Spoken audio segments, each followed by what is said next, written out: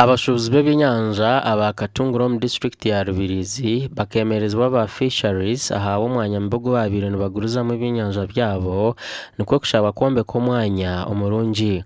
Bwanyuma yebi aba DK Foundation babombekire omwanya gwo kugurizamu ebyenyanja no kubahwera kugaruka mu katare bwanyuma yo kwemerezebwa.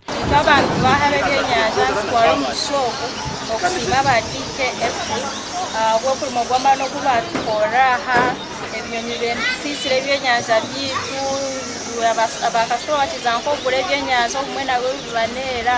Gavumenti tukusaba etuyambe eturondere omwanya ogutusemerire kuba ntutekaho sirabu bito tukawerwa kuba ogwo omwanya oguturuho gwine mukama wago kandi nitugusasura kandi tusuba tusasure gombora.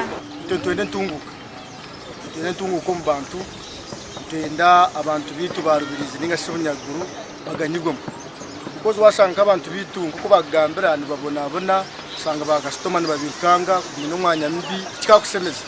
Abantu barabe bombekire umwanya nibajanga bacino buremezi over kurabamo. Fisheries akatwemeriza abo mwanya ogu kugira ngo kare kangwete nko mucafu abwensonga yebinyonyi kutunero mbyenyanza twana tukora okora bimeza biri bugufu efufe kugwamu mwenu fisheries yabura ngo tugura umwanya gubonire.